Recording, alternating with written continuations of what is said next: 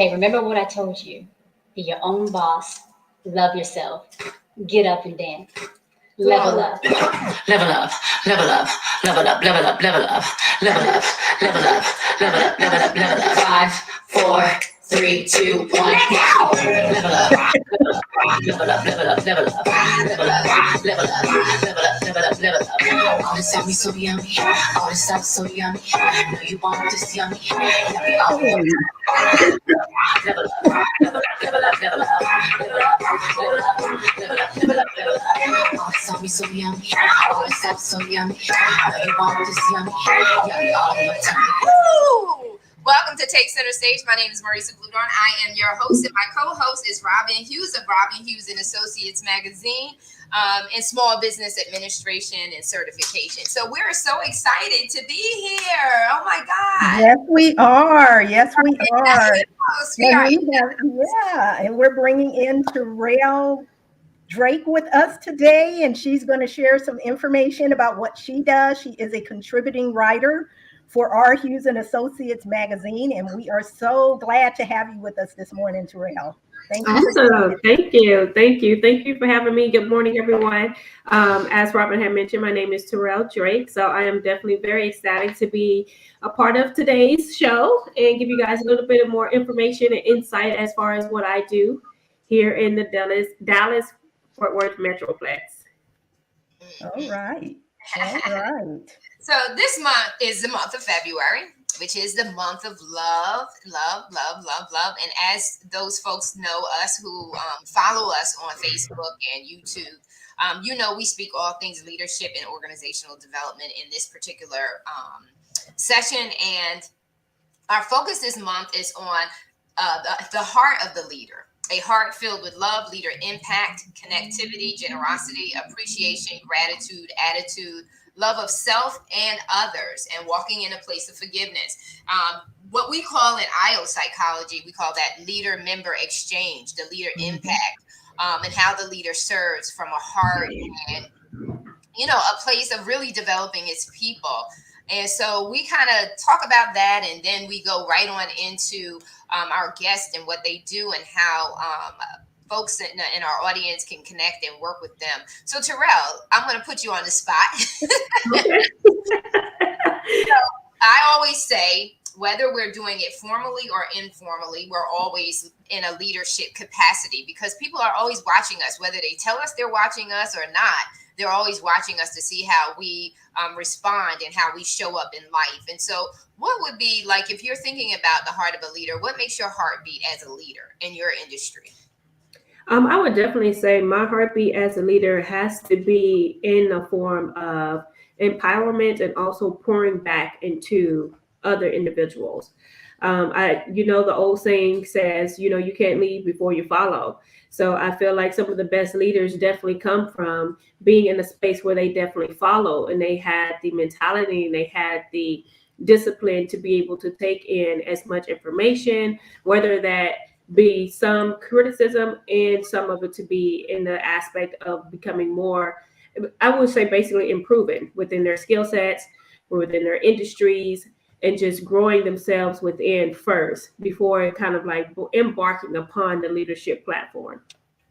Yeah, you hit something that was really good. And then I know Robin has something to say, because it's so important for you to value a leader is when you value your role as one who is a follower, supporter of that leader's vision, because you now get to know how it feels to want your vision to be fulfilled, right? So that's such a valuable point. When you can value someone else's vision, and even when you step into the leadership role, you still, as a leader, have to look at your subordinates. You have to look at those who are following you and also buy into their vision, right? Yes. So it works. That's why it's leader-member exchange. It's not one directional. It's binary. It's both directions. And so very good point. I know, Robin, you want to chime in. I can see you on Well, you can actually, it's all about self-awareness. As a leader, you always have to continue developing yourself as well. I always tell everyone, I'm a lifelong learner. My children tease me all the time because it's like, seem like you've been in school forever. All of them. And they say, when are you going to get out? Oh, we know when you finish with this PhD, you're going to continue going. Well, as a leader, you have to continue to develop yourself to be on your A game and be able to actually impact others and help them reach their full potential. And I like what Terrell said about trying to, make sure that you're able to show up for yourself, basically, and show up for them as well. And that's the only way you can do it. Be self-aware, put your heart into it. Want to do good. Make sure they reach their full potential. And I tell people, if you put yourself up on a pedestal, there's no way for you to help or uplift other people. So you can't do that. So it's all, like you said, it's all about, developing yourself, getting to that point and continuing to grow and develop others. Yeah, that's how you look at a servant leader. So when we start looking at leaders who have high impact and high transformation and results, you look at a leader who has a heart for the people. So we look at the leader member exchange theory, getting the best from all team members. It's the heart. It says this situation is at the heart of the leader member exchange theory. This theory is also known as the LMX. It explores how leaders and managers develop relationships with their team members and explains how those relationships can either contribute to growth or hold people back. So hearts of the leader has to be one that really wants to see their people succeed. And as a result, it's a double-edged sword. So it cuts both ways. So when your people succeed, what does the leader do? The leader succeeds. He succeeds as well. And develops. So I want to segue into Terrell, because before you know it, we'll be out of time. And we really want to hear from Terrell all that you do. So share with us about your journey to becoming the CEO of your own businesses, because you have multiple businesses. I know, because as the publisher of our Houston Associates magazine, I get to see all of it. And so it's really exciting to see you and meet you. So share with the audience the different industries that you were in, and what was the driving force behind you making the decision to enter into those industries. Well, thank you, Marissa. So yes, just like Miss Robin mentioned, I oftentimes get the same thing from my family and friends when they're like, "Okay, girl, when are you gonna stop? Like, when are you gonna sit still? You got your hands on so many different things." But for me, I think I kind of just leaped into entrepreneurship, even though looking back at it, I remember in high school and in elementary school, I think I kind of manifested that, because once I learned the word entrepreneur, it just kind of stuck with me. And I was like, man, I think that's what I want to be. Even though my degree is probably something totally different, it's nowhere near aligned to what the field I'm in now, but still being able to obtain that degree has definitely opened up many doors of opportunity and given me so many different resources to be able to use those skill sets that I learned during that time of obtaining it. So just a little bit about myself. I am stationed here, and I would say that I'm here in Dallas, Fort Worth Metroplex. I am a realtor. I actually do residential and commercial. I just recently added to my portfolio luxury real estate last year, and also property management. So alongside with that, I am also a success coach for a beauty supply boot camp that was founded and operated by the most magnificent Janice Frederick Spells. I've been doing this for about a year with her now, and it has been phenomenal. In that realm of the scheme, with the beauty supply boot camps, what we do is we help men and women of color be able to open up their first beauty supply stores, or either their second or whatever. We provide them the complete blueprint from start to finish to be able to having successful and thriving beauty supply storefronts. That has been just very, very fulfilling, empowering. As I mentioned, is one of those things that I look forward to in the industries that I work in. And it kind of coincides, of course, with my real estate as well, because I'm able to help these clients find their lease spaces, along with helping them understand just business dynamics and really stepping into that role of becoming entrepreneurs.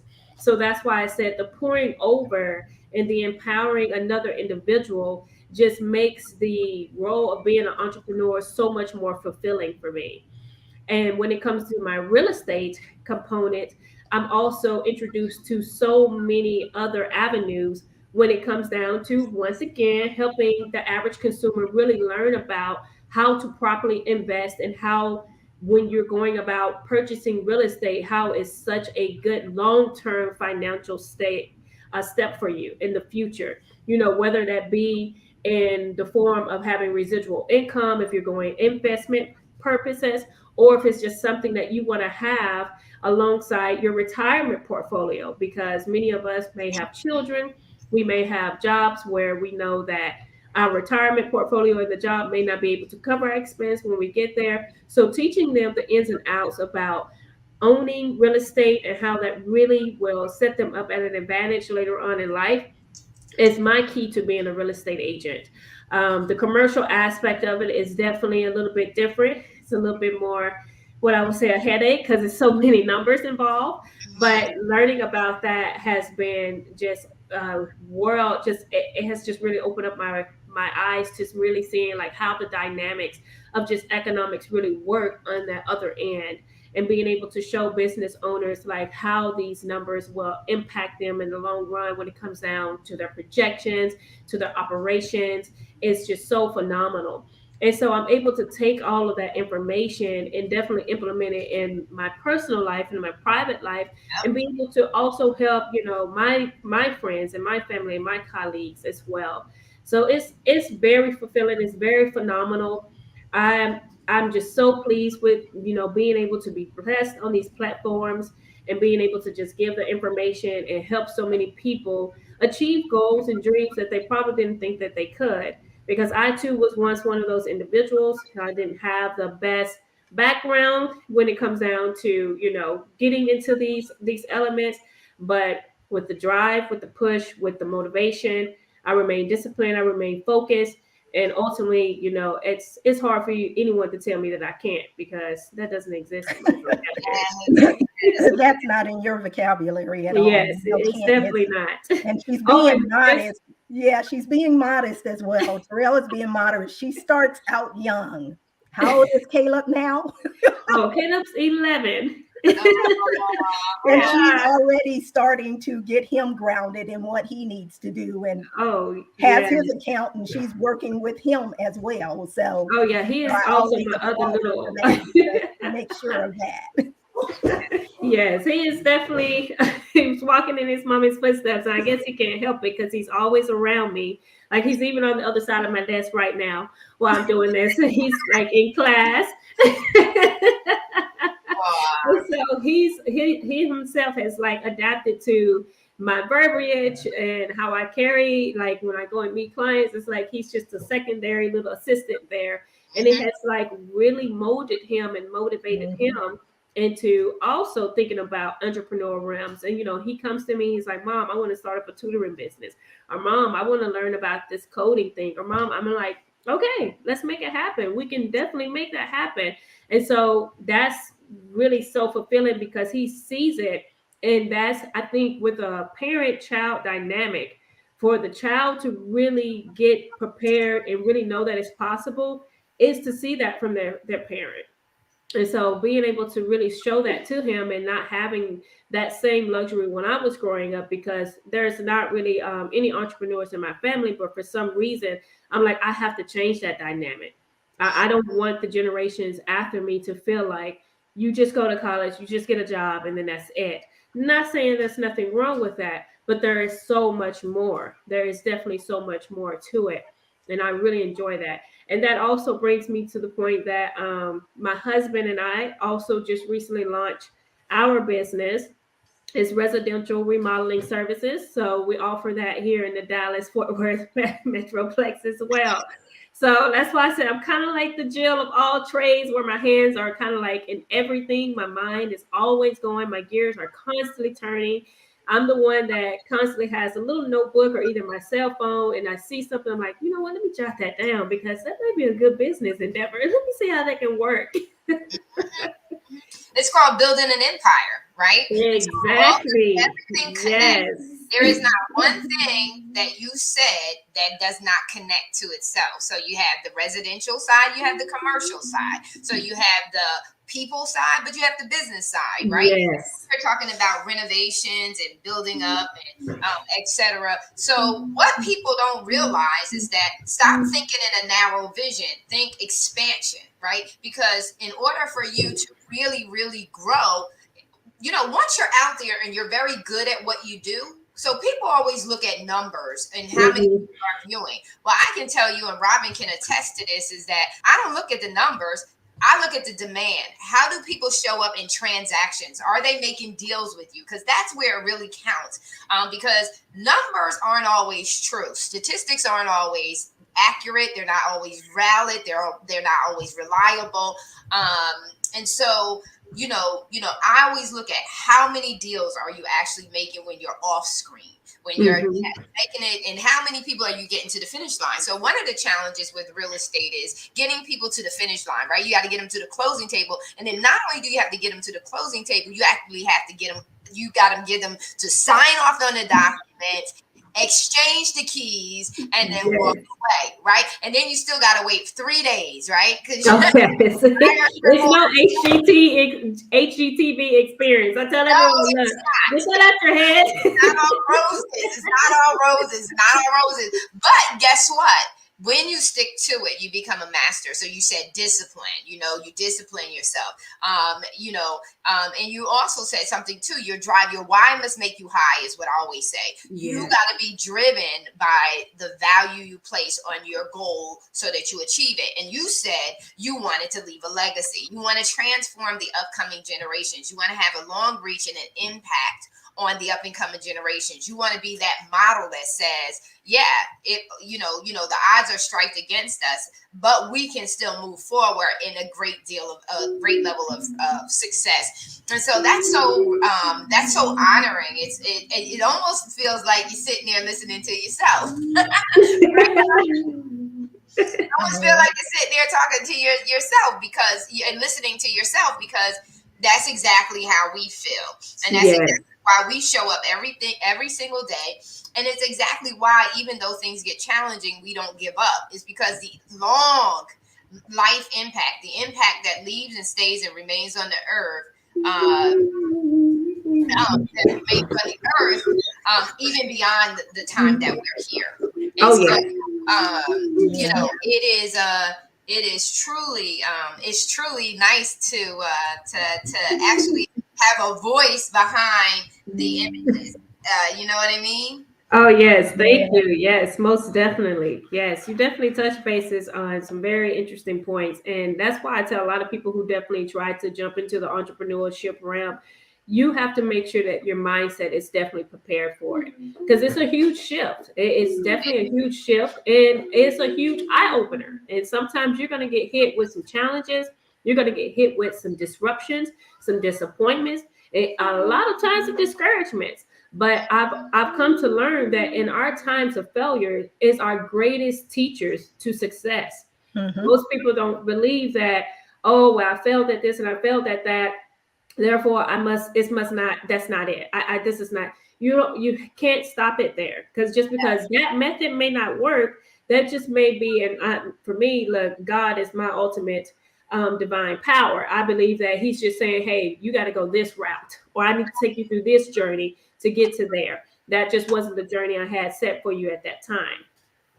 Yep, that is so true. Most people, a lot of times they miss their blessing because they give up right there when they're ready to receive breakthrough. Yes.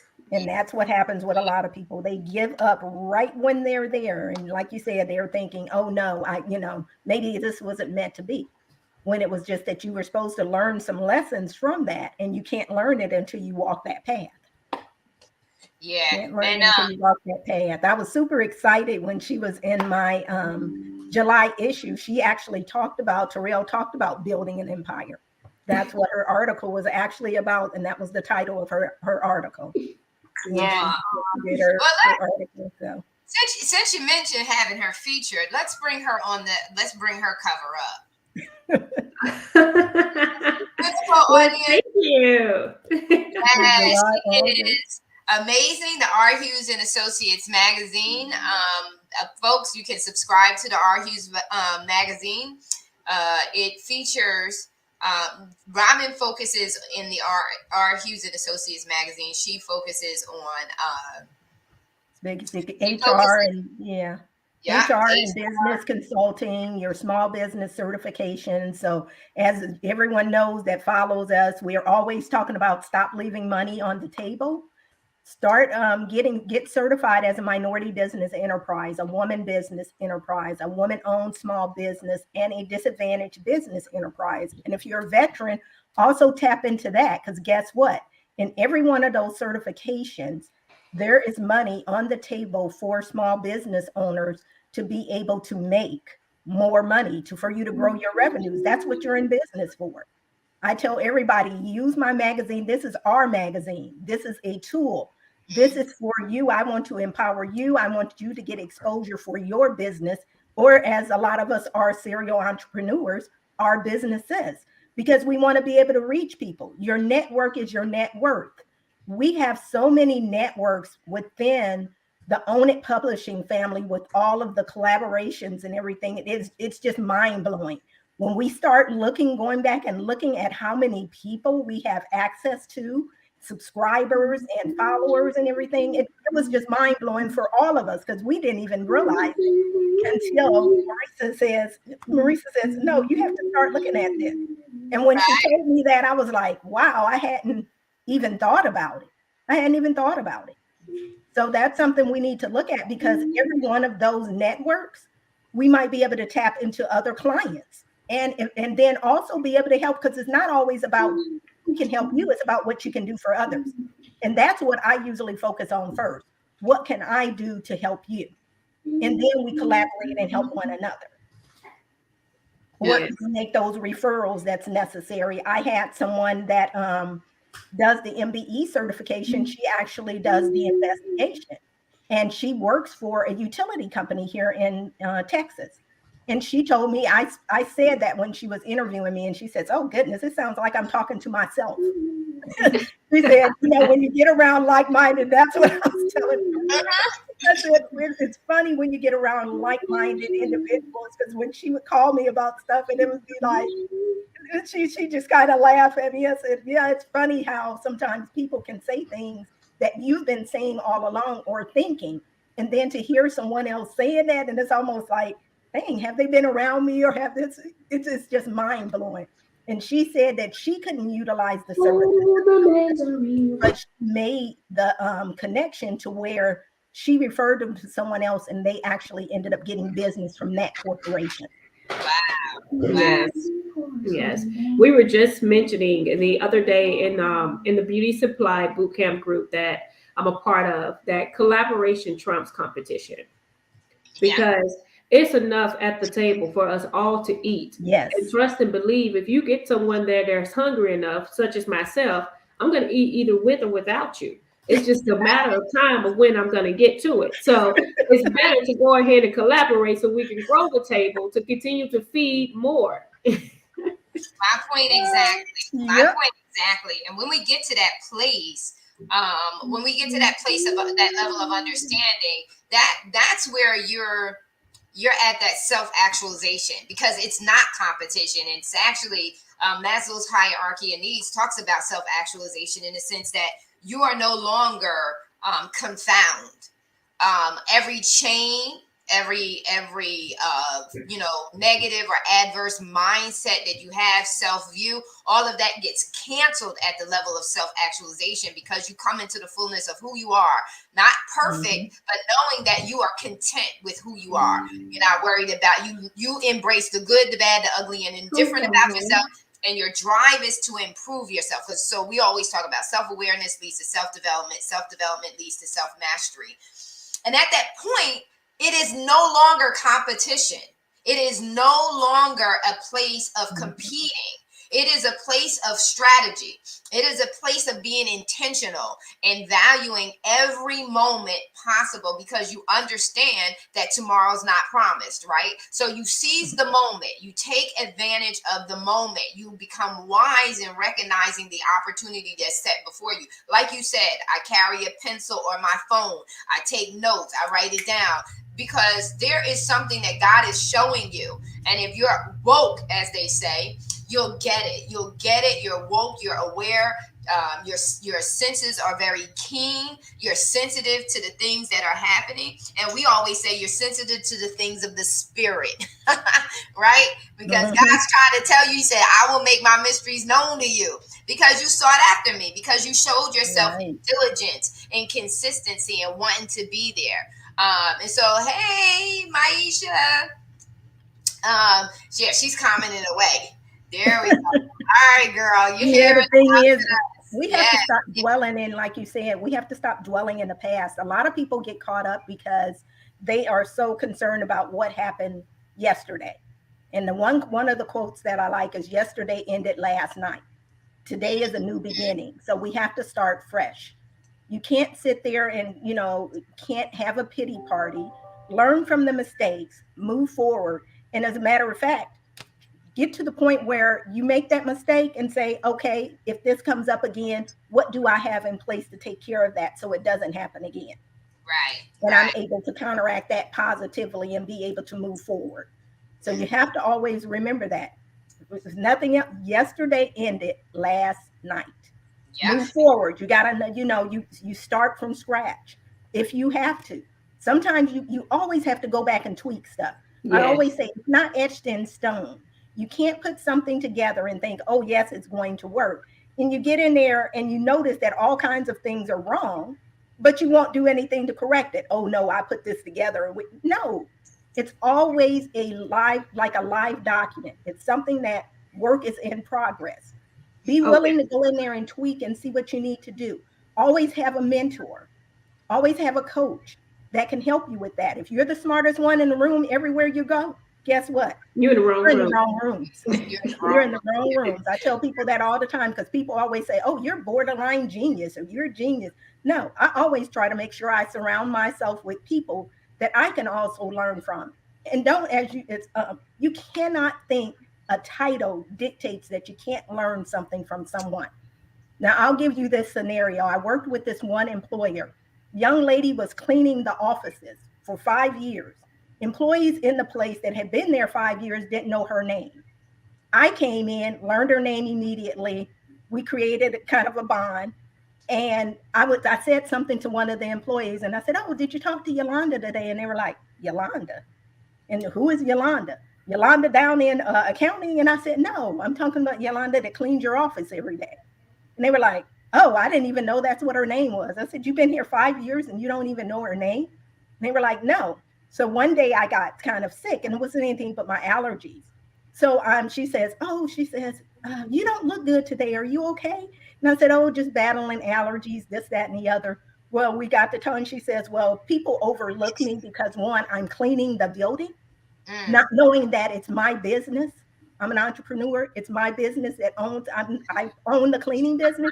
She said, but not only that, she said, yes, I'm Hispanic. She says, but she said, I'm from Mexico. And she said, I am a pharmacist over in Mexico, but I cannot practice here in the US. And she told me what I needed to do to get better. Come to find out she's a pharmacist. So I tell people all the time, I said that to say, quit looking at people's titles. Quit looking at what they're doing at that time. They might be just doing something that might be their side hustle. You don't know that. It might be their business. You don't know that. But start connecting with people and talk to them. I wouldn't have ever known that about her. She also sells Mary Kay. So she was doing a little bit of everything as well. And I still keep in touch with her today. And I left that organization in 2017. Wow.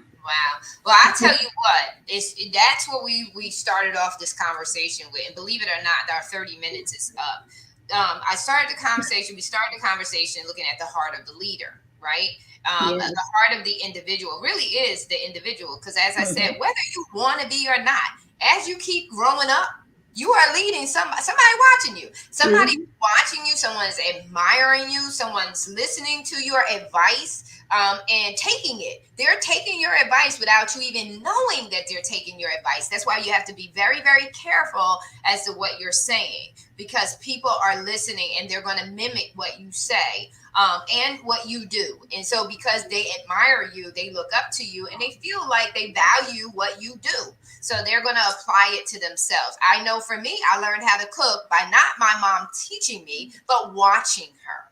Watching her, I learned how to make that lasagna, and lasagna is no easy task. So I learned how to make that lasagna watching that woman. And so needless to say, I do want to say this. It's in all a discovery process. We are all discovering our paths. As long as we stay active in our lives, we will be discovering and we will be evolving. We'll always be learning. The evolution part is the learning and the mastery of it all. I'm going to let you ladies close us out. Robin, Terrell, you got some closing comments for our audience?